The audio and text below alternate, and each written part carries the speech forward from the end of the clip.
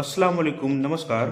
आज सप्ताह का दूसरा दिन यानी कि मंगलवार है। सुबह सुबह जाकर मैंने किचन में जाकर देखा कि मेरे किचन में अंडे बिल्कुल ख़त्म हो चुके हैं और 2-3 अंडे नाश्ते में मैं ज़रूर खाता हूँ, इसलिए बिना अंडों के मेरा नाश्ता बिल्कुल अधूरा है।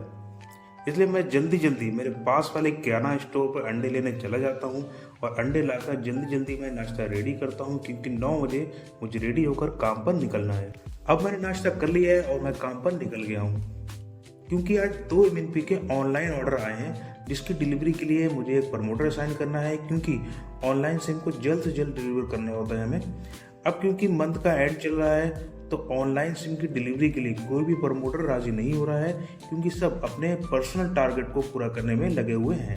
अब मेरे बहुत ज़्यादा रिक्वेस्ट करने पर मैंने एक प्रमोटर को राज़ी किया है, लेकिन उस प्रमोटर की शर्त है कि आप मुझे खुद लेने आओगे और मेरी जगह पर मुझे छोड़ के वापस जाओगे। तो मैंने हाँ कह दिया, क्योंकि सिम को तो डिलीवर करना ही करना है। अब जब मैं अपनी कार के पास पहुंचता हूँ तो मैं एकदम से शॉक हो जाता हूँ कार को देखकर, क्योंकि कार के बम्पर के साइड में बहुत ज़्यादा स्क्रैच आ गए हैं, जो कि कल रात तक नहीं थे।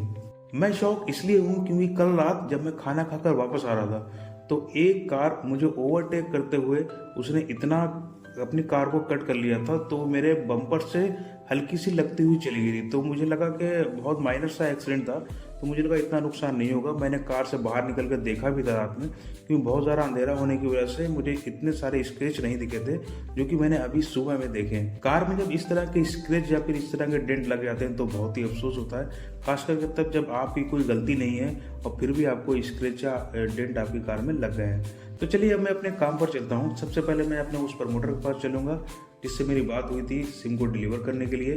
उसके साथ जाकर मैं दोनों सिम डिलीवर कराऊंगा, उसके बाद मैं कोई दूसरे काम देखूंगा। अब मैं और मेरे प्रमोटर, जिनका नाम तैयब है, दोनों लोग जाकर एक एक करके दोनों सिम को डिलीवर करते हैं। डिलीवर करने में 1 या 1.5 घंटे का समय लग जाता है।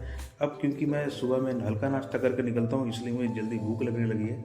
तो मैं पास में ही एक बिरयानी की दुकान है जहाँ पर काफ़ी शानदार बिरयानी मिलती है। मैं और तैयब दोनों लोग वहाँ बैठकर बिरयानी खाते हैं। बिरयानी खाने के बाद मैं तैयब को उसकी लोकेशन पर ड्रॉप कर देता हूँ। ड्रॉप करने के बाद मैं अपने दूसरे काम पर निकल जाता हूँ। अब मैं अपने कुछ रिटेलर से मिलने चला जाता हूँ, क्योंकि मुझे डेली कुछ रिटेलर पर जाना ज़रूरी होता है, क्योंकि जिस मार्केट में मैं आज हूँ वहाँ का FOS आज छुट्टी पर है, इसलिए मैं अकेला ही गया हूँ रिटेलर विजिट।